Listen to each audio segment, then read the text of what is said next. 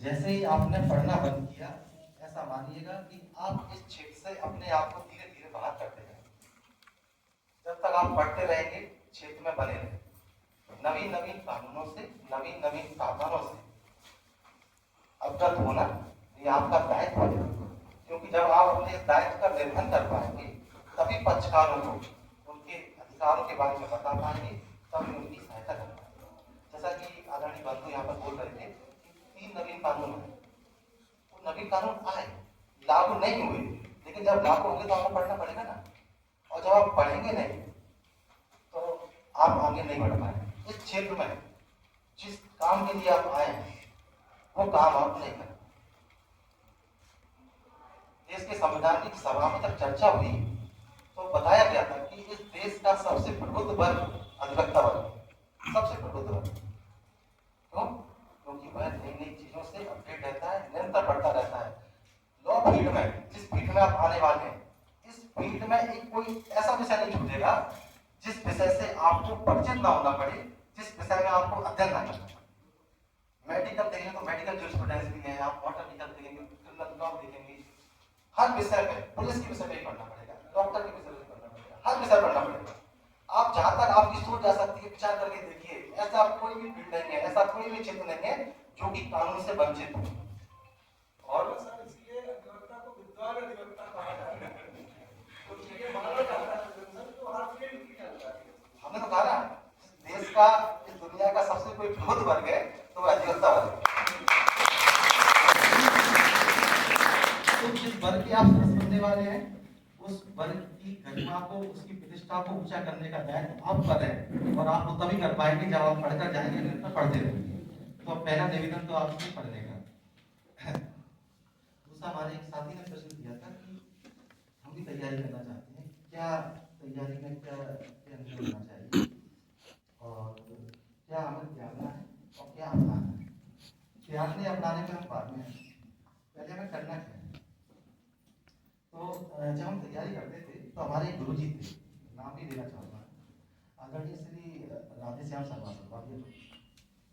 वो कहते थे स्वर्ग देखना है, पूछते थे हमसे, मतलब क्लास में हम रहते थे, वो पूछते थे स्वर्ग देखना है, जी सर। बोले बनना पड़ेगा। इसका तात्पर्य क्या है?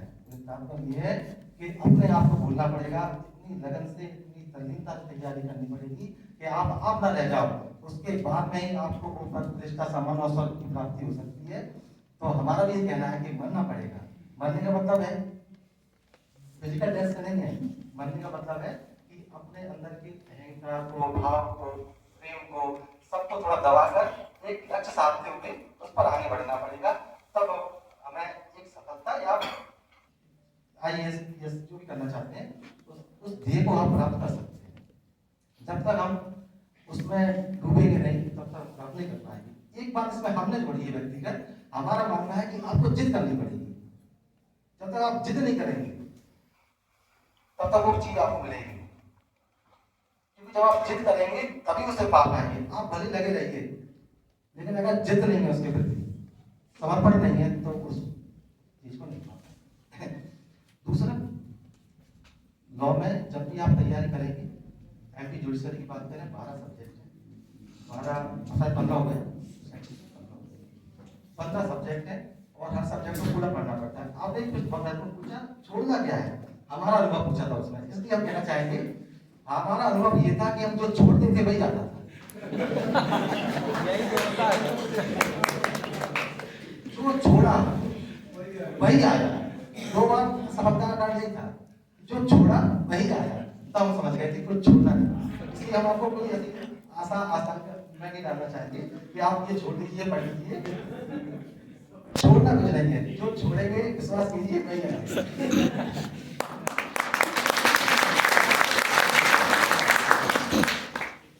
और इसके अलावा हमें कुछ बहुत कुछ छोड़ना है। आप अगर समय हो तो 1-2 छोटी कहानी सुनाएं। आप लोग छात्र, इसकी छात्र तरीके से बात कर रहे हैं। अगर आप होते तो विधि के साथ ज्यादा समझ में आता है कहानी। हाँ, मोटिवेशन स्पीच जो है कहानियों से ज्यादा। हाँ, मतलब सुने हैं, कोई सुना पा रहे हैं, अब बनाए तो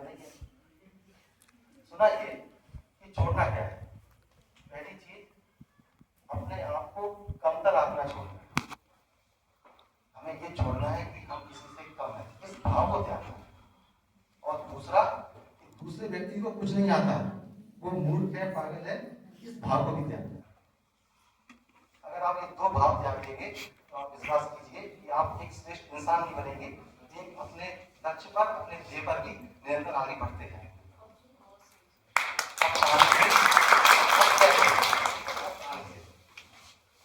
एक कौवा काले रंग का, अपने रंग से बड़ा दुखी, काम करता घूमता है और अपने रंग को देख के बड़ा दुख होता था कि मैं काला हूँ, काला हूँ। उसने देखा एक बगले को, बोला बगले तुम तो बड़े सफेद हो, तुम तो बहुत अच्छे हो और इतने सुंदर दिखते हो, तो काश मैं तुम्हारे जैसा होता। तो बगलों ने बोला कि नहीं, मुझ में कुछ नहीं है। बोले मेरा रंग ही सफेद है। बोले यदि आपको होना है तो तोते जैसा होइए। बगलों ने कौवे से कहा कि यदि आपको होना है तो तोते जैसा होइए। लाल रंग का मुंह है, हरे रंग के उसके बाल है, दूसरे रंग के उसकी पंख वगैरह है, देखिए मल्टी कलर है, कितना सुंदर लगता है।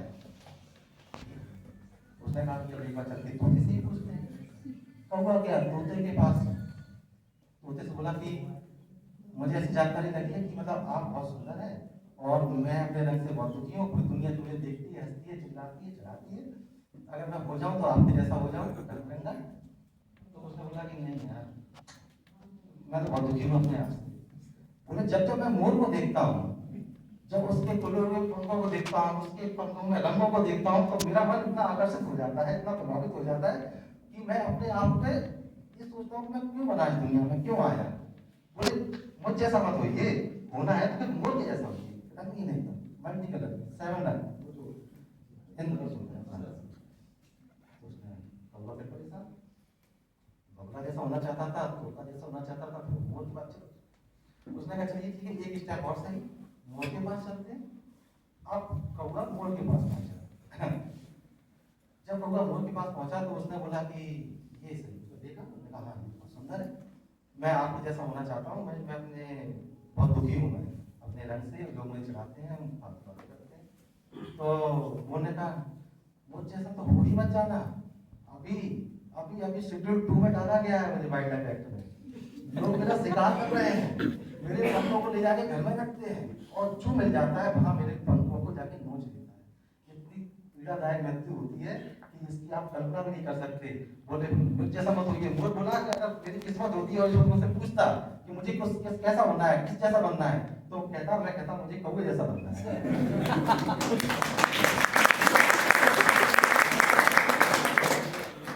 कहानी का आशय क्या, अपने आप को कम कर सकता, क्योंकि आप जो है वह बनने की कल्पना इस देश में लाखों करोड़ों लोग और जाने के लोग करते थे। गर्व करिए, घमंड नहीं। घमंड नहीं, घमंड और गर्व में अंतर है, गर्व।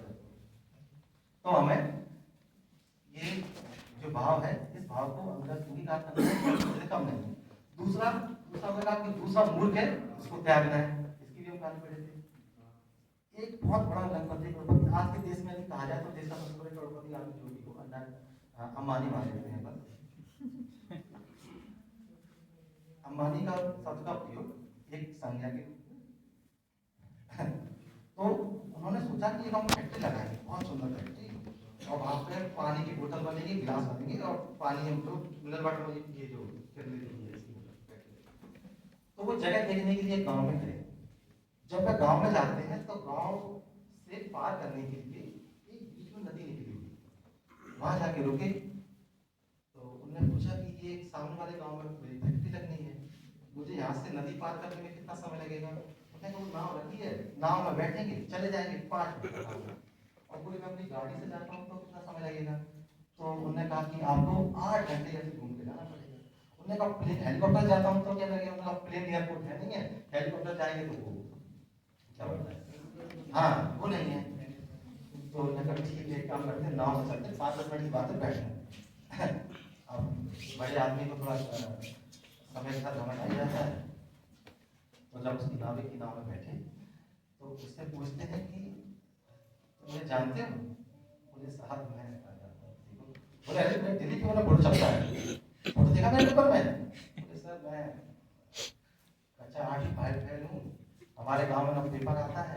ना मैं पढ़ा लिखा हूँ तो मैंने कभी आपको नहीं देखा। बोले अच्छा मैं मेरे बारे में नहीं जानते? बोले अच्छा पता है मैं कहाँ जा रहा हूँ? नहीं सर आपने बोला वहाँ पार्ट छोड़ दो, छोड़ देता हूँ पार्ट। बोले मैं वहाँ जा रहा हूँ, वहाँ जाके फैक्ट्री लगाऊंगा, पानी बोतल बनाऊंगा, शहरों में बिकेगी 20-30 रुपए की। जानते हो पानी बोतल क्या होती है, मिनरल वाटर क्या होता है? घर में कुआं है, नदी है, घर वाले जो पानी भर लाते हैं कहीं से, नगर पालिका का निगम दूध दे जाता है, आता है पी लेते हैं। ये सब चीजें बोतल वगैरह नहीं देखी। बोले अच्छा बोतल नहीं देखी, मैं ये भी नहीं आता। तो बोले कभी शहर गए हो, शहर देखा है?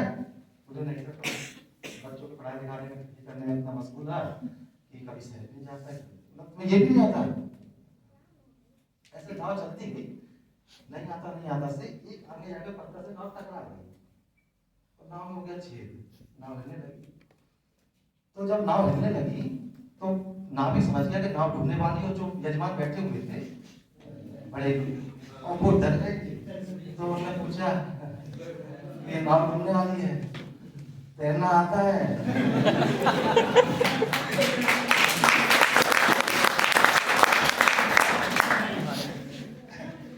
बोले तैरना नहीं आता। बोले बस ग्रामीण परिवेश से था। कहानी का उद्देश्य ये कि कभी दूसरे को कब तक बताऊं। तो आपके मुझे लगता है बहुत सब प्रश्नों का उत्तर दिया है, प्रयास किया। हमें अपने आप को जज करना है, किसी को छोटा नहीं समझना है, और एक लक्ष्य को साधते हुए ईमानदारी से जिद करते हुए आगे बढ़ना है। और आप आगे बढ़ेंगे तो निश्चय ही आप उस मुकाम को पाएंगे जिस मुकाम को पाने की आपने सपने देखे हैं या इच्छा। और जागृति साक्षरता से संबंधित हमारा विषय है। इसमें आप चाहें तो इसकी बुकलेट भी हम हर एक कॉलेज को ऐसा कोशिश करेंगे, निगलेट से भी सहयोग मिलता है कि जो बुकलेट्स वगैरह हर एक कॉलेज में प्रोवाइड कराएंगे वो अपनी लाइब्रेरी में रखें। लाइब्रेरी में रखने से फायदा ये होगा कि बच्चे पढ़ना चाहते हैं, उनको पढ़ते हुए अपने अधिकारों के बारे में जान सकते हैं, और आपको क्या क्या सहायताएं निःशुल्क मिलती हैं उसमें आप पता कर सकते हैं। इस देश में जब आर्टिकल 21 की बात होती है, जैसा कि बताया गया था, राइट टू लाइफ, और जब राइट टू लाइफ में जाते हैं तो जीवन के अधिकार में ऐसे कई सारे अधिकार जुड़े हुए हैं जो कि आपकी जीने के लिए जरूरी है। उन अधिकारों के द्वारा आर्टिकल 39 वगैरह पर भी किया गया, उन अधिकारों के द्वारा ही कई सारे नियम कानून बनाए गए हैं जो कि आपको विधिक से मुफ्त में सहायता मिलती है। यदि आपका कोई अधिवक्ता नहीं है तो यदि आप क्षमता है आप हायर कर सकते हैं, तो आप हायर करके आ सकते हैं। यदि आपका क्षमता नहीं है, आप कुछ विशिष्ट वर्गों में से आते हैं, तो आपको मुफ्त विधिक सहायता मिलती है। यदि आप किसी क्रिमिनल केस में हैं तो आपको मुफ्त विधिक सहायता मिलेगी, इसमें आपको अधिवक्ता मिलना, और कई तरह की योजना है। आज समाधान आपके द्वार लोक अदालत का भी हमारे यहाँ पे आयोजन हो रहा है, जिसमें कई सारे कर वगैरह, कई सारे राजीनामा वगैरह का भी होता है।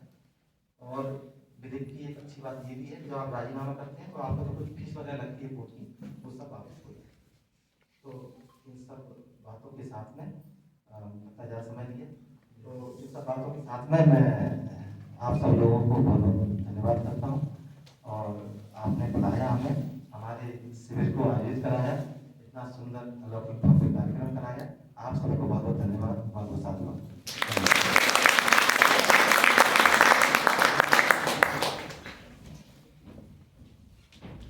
बहुत बहुत आभार माननीय भगवती सर का, जिन्होंने अपने जीवन के अनुभव और आने वाली समस्याओं को प्रकट किया।